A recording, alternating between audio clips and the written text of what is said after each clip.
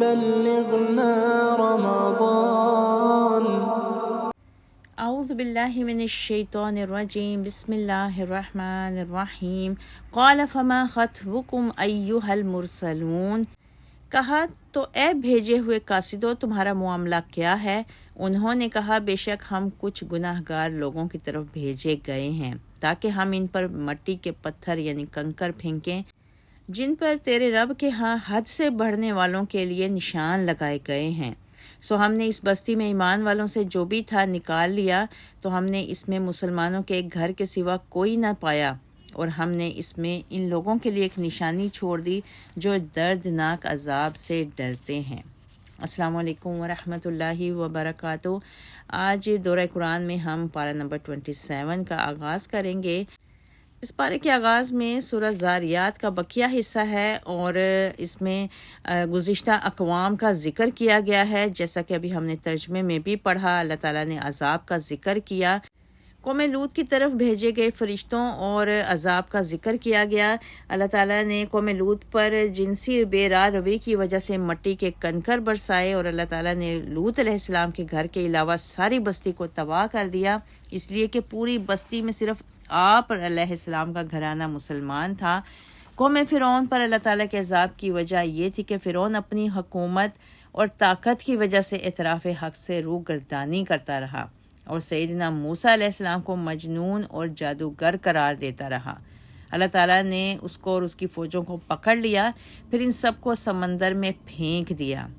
پھر اس کے بعد قوم عاد کی تباہی کی وجہ بتائی گئی کہ ان کی تباہی کی وجہ یہ تھی کہ وہ اللہ تعالیٰ کو بھول چکے تھے اور اللہ تعالیٰ کی عطا کردہ جسمانی طاقت پر شکریہ ادا کرنے کے بجائے دنیا کو چیلنج کر رہے تھے کہ ہم سے زیادہ طاقتور کون ہے. اللہ تعالیٰ نے ان پر بھلائی سے خالی ہوا کو بھیجا اور جس چیز سے بھی وہ ہوا گزر گئی اس کو ریزہ ریزہ کر گئی. اور قوم سمود کے واقعے میں بھی عبرت ہے کہ ان سے کہہ دیا گیا تھا کہ تم لوگ ایک مقررہ وقت تک لطف اندوز ہو لو. بس انہوں نے اپنے رب کے حکم سے سرتابی کی تو ان کے دیکھتے دیکھتے ایک کڑک نے ان کو جا لیا. پھر وہ نہ تو اس سے بچ سکے اور نہ اپنی مدد کر سکے. اور ان تمام اقوام سے پہلے قوم نوح کو اللہ نے ان کے گناہوں کی وجہ سے ہلاک کیا تھا. ان تمام قوموں کی ہلاکت اور بربادی کا ذکر کرنے کے بعد سورہ زاریات میں اللہ تعالیٰ نے انسانوں اور جنات کی تخلیق کے مقصد کا ذکر کیا کہ جنات اور انسانوں کی تخلیق کا مقصد صرف اور صرف اللہ تعالیٰ کی عبادت اور بندگی ہے. اللہ تعالیٰ نے فرمایا کہ نہ تو مجھے ان سے رزق کی طلب ہے اور نہ میں نے کبھی ان سے کھانا مانگا ہے. اس کے بعد سورہ طور کا آغاز ہوتا ہے. سورہ طور میں اللہ تعالیٰ نے طور پہاڑ، بیت معمور اور بلند و بالا آسمان اور سمندر کی لہروں اور کتاب مقدس کی قسم اٹھا کر کہا کہ قیامت کا دن ضرور آئے گا اور اس دن پہاڑ چلنا شروع کر دیں گے. اس دن یوم جزا کو جھٹلانے والوں کو جہنم کی آگ کا سامنا کرنا پڑے گا اور ان کو کہا جائے گا کہ یہ وہ آگ ہے جس کا تم انکار کرتے تھے.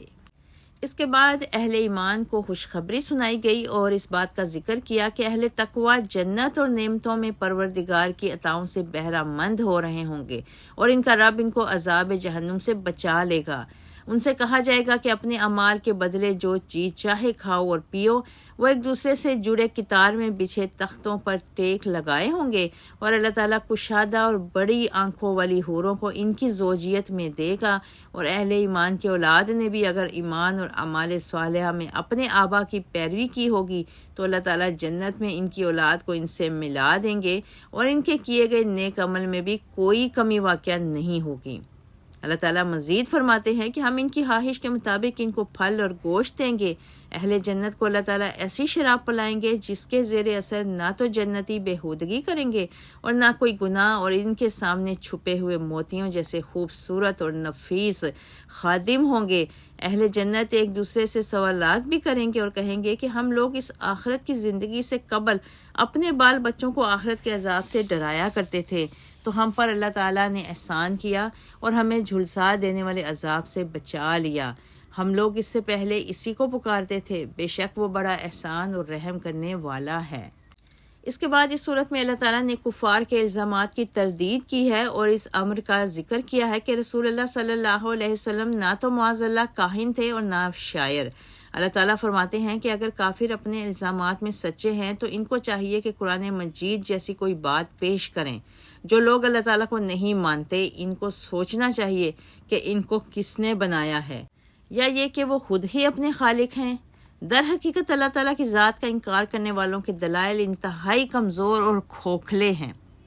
مزید اس صورت میں اللہ تعالیٰ نے نبی کریم صلی اللہ علیہ وسلم کو صبر کی تلقین بھی کی اور کہا کہ آپ اپنے پروردگار کے حکم پر صبر کریں، بے شک آپ میری آنکھوں کے سامنے ہیں، یعنی جو صبر بھی رسول اللہ کریں گے اللہ تعالیٰ اس سے بخوبی آگاہ ہوں گے، اور اللہ تعالیٰ کی محبت اور معیت ہمیشہ صبر کرنے والوں کے ساتھ ہوتی ہے۔ سورۃ طور کے بعد سورۃ نجم ہے۔ سورۃ نجم میں اللہ تعالیٰ نے کہا کہ رسول کریم صلی اللہ علیہ وسلم اس وقت تک کوئی کلام نہیں کرتے جب تک مالک کائنات ان پر وحی کا نزول نہیں فرماتا۔ اس کے بعد اللہ تعالیٰ نے نبی کریم صلی اللہ علیہ وسلم کے سفر معراج کا بھی ذکر کیا اور ارشاد فرمایا کہ انہوں نے سفر معراج میں اپنے پروردگار کی بہت سی نشانیوں کو دیکھا تھا۔ اللہ تعالیٰ فرماتے ہیں کہ کیا جو میرے بندوں نے اپنی آنکھوں سے دیکھا تم اس پر شک کرتے ہو؟ اس صورت میں اللہ تعالیٰ نے سدرۃ المنتہا کا بھی ذکر کیا جو اللہ تعالیٰ کی بہت بڑی نشانی ہے، اور نبی کریم صلی اللہ علیہ وسلم نے یہاں پر ایسے رنگوں اور روشنی کے سیلاب کو دیکھا تھا جن کا دنیا میں تصور بھی نہیں کیا جا سکتا۔ اللہ تعالیٰ نے اہل کفر کے اس باطل عقیدے کا بھی ذکر کیا کہ وہ فرشتوں کو عورتیں قرار دیتے تھے۔ اللہ تعالیٰ فرماتا ہے کہ جو لوگ آخرت پر ایمان نہیں لاتے وہ فرشتوں کو عورتیں قرار دیتے ہیں اور ان کے پاس اس حوالے سے کچھ بھی علم نہیں، وہ لوگ صرف وہم اور گمان کی پیروی کرتے ہیں، جبکہ گمان حق کے مقابلے میں کوئی فائدہ نہیں دیتا۔ اس کے آگے فرمایا کہ جو لوگ کبیرہ گناہوں اور فحاشی کے کاموں سے اجتناب کرتے ہیں اللہ تعالیٰ ان کو معاف فرما دے گا۔ ساتھ ہی اللہ تعالیٰ نے اپنے علم کی وسعت کا بھی ذکر فرمایا کہ اللہ تعالیٰ انسانوں کو اس وقت سے جانتا ہے جب ان کے خمیروں کو مٹی سے اٹھایا گیا اور جب وہ اپنی ماؤں کے پیٹوں میں جینس کی حیثیت سے موجود تھے۔ اللہ تعالیٰ نے ابراہیم علیہ السلام کے صحیفوں اور موسیٰ علیہ السلام پر نازل ہونے والے وحی کے اہم مضامین کا ذکر کیا کہ ان صحیفوں میں اللہ تعالیٰ نے ارشاد فرما دیا تھا کہ بے شک انسان کے لیے وہی کچھ ہے جس کی وہ کوشش کرتا ہے اور وہ اپنی کوشش کو اپنی آنکھوں سے دیکھ لے گا۔ اللہ تعالیٰ نے ان لوگوں کی مذمت کی جو قرآن مجید پر تعجب کرتے ہیں اور رونے کی بجائے ہنسی مذاق میں اپنا وقت بتا رہے ہیں اور موسیقی سننے میں اور دیگر لغویات میں اپنا وقت ضائع کر رہے ہیں۔ پس اللہ تعالیٰ کے سامنے سجدہ ریز ہونا چاہیے اور اسی کی عبادت کرنی چاہیے۔ بے شک اس کے بعد سورۃ القمر ہے جس کے شروع میں اللہ تعالیٰ نے ارشاد فرمایا کہ قیامت قریب آ گئی اور چاند پھٹ گیا۔ شک قمر کا واقعہ نبی کریم صلی اللہ علیہ وسلم کی ہجرت سے تقریباً 5 برس قبل رونما ہوا اور چاند جبل ہیرا کے دونوں طرف ہو گیا۔ اتنی بڑی نشانی کو دیکھ کر ہونا تو یہ چاہیے تھا کہ کافر ایمان لے آتے، لیکن وہ سرکشی پر تلے رہے، جس پر اللہ تعالیٰ نے اعلان فرما دیا کہ کفار اگر کوئی نشانی دیکھتے ہیں تو منہ پھیر لیتے ہیں اور کہتے ہیں کہ یہ تو ایک جادو ہے جو پہلے سے چلا آ رہا ہے، اور کافروں نے حق کو جھٹلایا اور اپنی خواہشات کی پیروی کی۔ کافروں کو اللہ تعالیٰ ڈراتے ہوئے ارشاد فرماتے ہیں کہ ہر چیز نے اپنے انجام تک پہنچنا ہے، یعنی کافروں کو اس بات کو نہیں بھولنا چاہیے کہ انہوں نے مرنا بھی ہے۔ سورہ قمر میں اللہ تعالیٰ نے نافرمان قوموں کا انجام بتاتے ہوئے قوم نوح کا ذکر کیا کہ انہوں نے جناب نوح علیہ السلام کو جھٹلایا اور ان کو دیوانہ اور مجنون کہا اور ان کو پتھر بھی مارے، تو انہوں نے پروردگار سے دعا مانگی کہ میں مغلوب ہوں تو میری مدد فرما۔ اس پر اللہ تعالیٰ نے آسمان کے دروازوں کو کھول دیا جس سے پانی اترا اور زمین سے چشموں کو نکال دیا، جس کی وجہ سے پوری قوم تباہ و برباد ہو گئی۔ اسی طرح اللہ تعالیٰ نے سورہ قمر میں قوم لوط، قوم عاد اور قوم سمود کا ذکر کیا جو اللہ تعالیٰ کی نافرمانیوں کی وجہ سے اللہ تعالیٰ کے غضب کا نشانہ بنی۔ قوم عاد پر ہوا، قوم سمود پر چیخ اور قوم لوط پر پتھروں کی بارش کو برسایا گیا۔ اللہ تعالیٰ نے متعدد مقامات پر اس حقیقت کا بھی ذکر کیا کہ اللہ تعالیٰ نے قرآن مجید کو سمجھنے والوں کے لیے آسان بنا دیا ہے، بس ہے جو کوئی اس نصیحت کو حاصل کرے، یعنی اللہ تعالیٰ نے قرآن پر غور و فکر کی دعوت دی ہے۔ اس پیغام کو مغضوب قوموں کے ساتھ ذکر کرنے کا بنیادی مقصد یہ ہے کہ جس طرح سابقہ قومیں اللہ تعالیٰ کے احکامات اور نصیحتوں کا انکار کر کے اللہ کے غضب کا نشانہ بنی، اسی طرح قرآن مجید کی نصیحت کا انکار کرنے والوں کو بھی اللہ تعالیٰ کے غضب کو نظر انداز نہیں کرنا چاہیے۔ اللہ تعالیٰ نے اہل تقویٰ کے مقام کا ذکر کرتے ہوئے ارشاد فرمایا کہ بے شک پرہیزگار لوگ جنت اور نہروں میں ہوں گے، اپنے حقیقی گھروں میں مقتدر بادشاہ کے پاس۔ اس کے بعد بہت ہی پیاری سورہ رحمان کا آغاز ہوتا ہے، اور اس میں اللہ تعالیٰ نے ارشاد فرمایا کہ رحمان نے قرآن مجید سکھلایا، انسان کو بنایا اور اس کو بیان کرنے کی صلاحیت عطا فرمائی۔ سورج اور چاند اللہ تعالیٰ کی تسبیح کو بیان کرتے ہیں، اور ستارے اور درخت اللہ کو سجدہ کرتے ہیں۔ اسی نے آسمان کو بنایا اور ترازو کو قائم کیا۔ اللہ تعالیٰ فرماتے ہیں کہ انسانوں کو چاہیے کہ ترازو کو صحیح طریقے سے قائم کیا کریں اور تولنے میں کوتاہی نہ کیا کریں۔ سورہ رحمان میں اللہ تعالیٰ نے زمین کی تخلیق کا بھی ذکر کیا، اور اس میں مختلف طرح کے پھلوں اور خوشبوؤں کو پیدا فرمایا، اور انسانوں اور جنات کو مخاطب ہو کر کہا کہ تم دونوں گروہ پروردگار کی کون کون سی نعمتوں کو جھٹلاؤ گے۔ جنات اور انسان کے لیے اللہ تعالیٰ نے سمندروں کو رواں فرمایا، جس میں سے موتی اور جواہرات نکلتے ہیں، اور اسی کے فضل سے کشتیاں اور بحری جہاز سمندروں میں چلتے ہیں۔ اسی طرح اللہ تعالیٰ نے ان نعمتوں کا بھی ذکر کیا جو اللہ تعالیٰ انسانوں اور جنات کو آخرت میں عطا فرمانے والے ہیں۔ اللہ تعالیٰ نے اس صورت میں جنت کے حسین مناظر کو بیان کیا ہے کہ جو شخص اپنے رب کے مقام سے ڈرتا ہے، اس کے لیے 2 باغ ہیں۔ وہ دونوں باغ سبز شاخوں والے ہوں گے، ان دونوں باغوں میں 2 چشمے رواں ہوں گے، اور ان دونوں چشموں میں ہر پھل کی 2 قسمیں ہوں گی۔ اہل جنت اپنے بچھونوں پر ٹیک لگا کر بیٹھے ہوں گے، جن کے استر دبیز ریشم کے ہوں گے، اور ان جنتیوں میں نیچی آنکھوں والی حوریں ہوں گی، جن کو ان سے پہلے نہ کسی انسان نے چھوا ہوگا اور نہ کسی جن نے۔ اور دونوں باغوں کے علاوہ 2 اور باغ ہوں گے جو سرسبز ہوں گے، اور ان میں 2 ابلتے ہوئے چشمے ہوں گے، اور ان باغوں میں پھل کھجور انار ہوں گے، اور ان میں بڑی اور کشادہ آنکھوں والی حسین حوریں ہوں گی جو خیموں میں مقیم ہوں گی۔ اہل جنت سبز قالینوں اور غیر معمولی فرشوں پر ٹیک لگائے ہوں گے۔ سورہ کے آخر میں اللہ تعالیٰ رب ذوالجلال والاکرام نے اپنے نام کے بابرکت ہونے کا بھی ذکر کیا ہے۔ اس کے بعد سورہ واقعہ ہے۔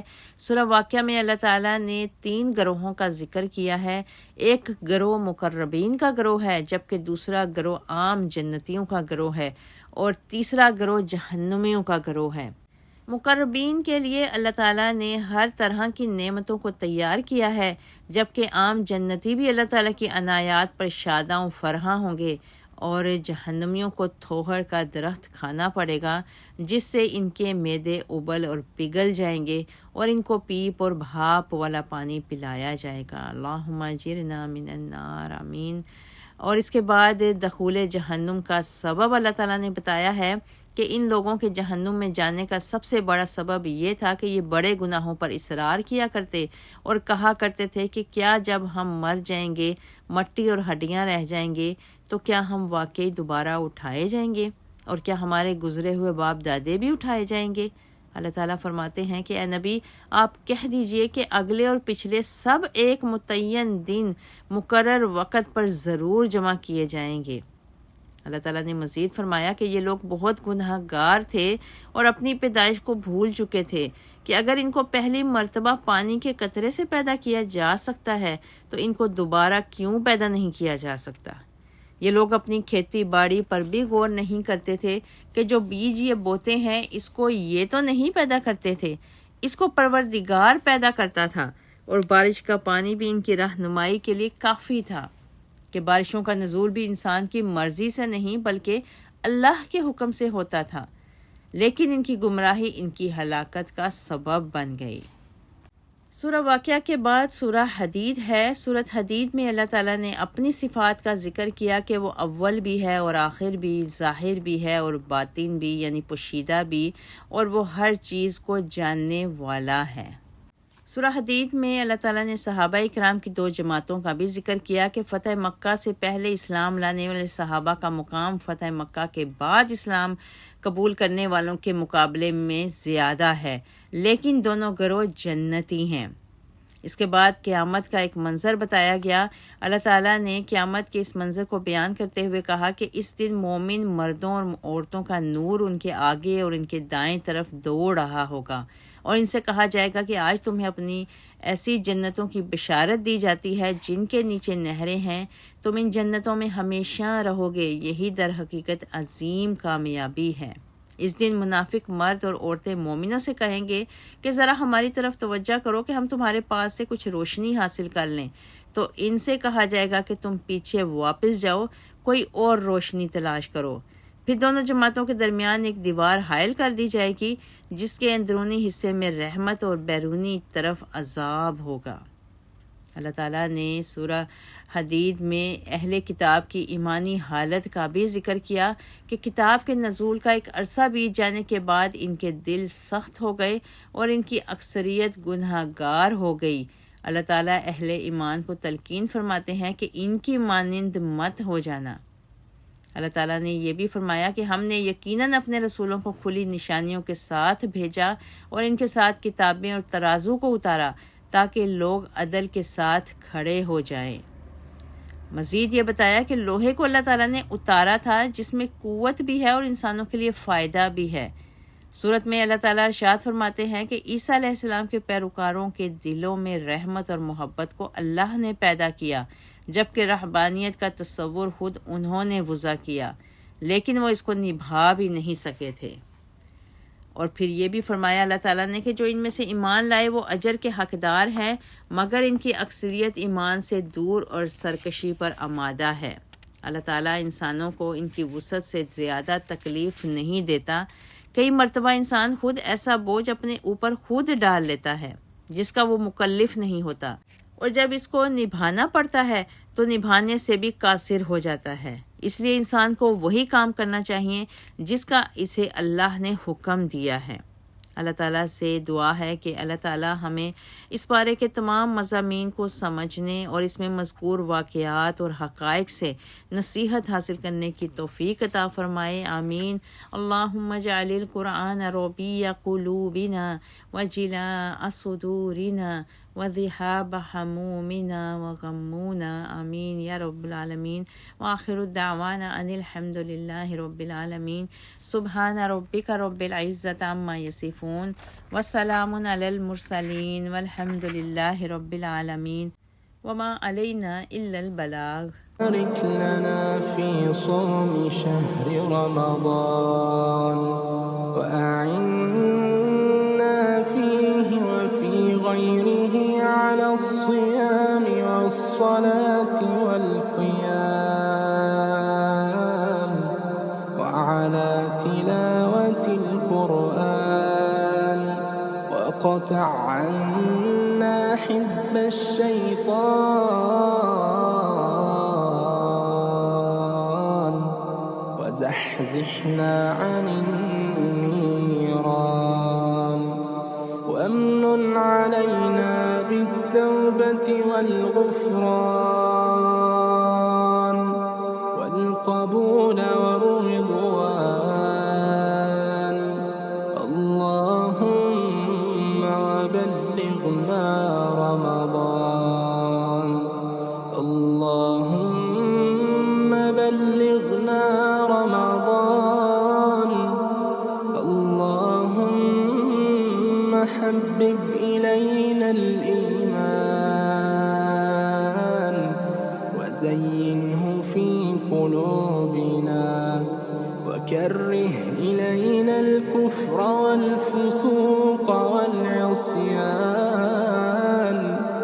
اللهم أسكننا الجنان، وزوجنا من الحور العين الحسان، وآتنا من كل فاكهة زوجان، في دارك دار السلام، بمنك وفضلك وجودك وكرمك وإحسان لطفك يا ذا الجلال والإكرام، اللهم وبلغنا رمضان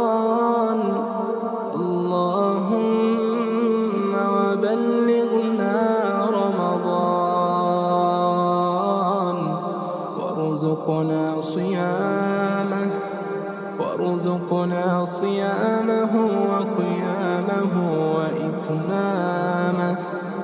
وإتمامه وقبوله وتوفنا مع الأبرار. اللهم وبلغنا رمضان وبارك لنا فيما تبقى من شعبان وارزقنا صيام رمضان.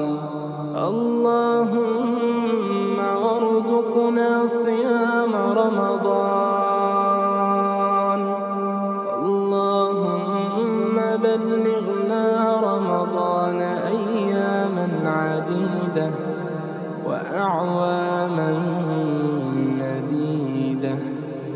وصل اللهم وسلم وبارك على سيدنا محمد وعلى آله وصحبه وسلم.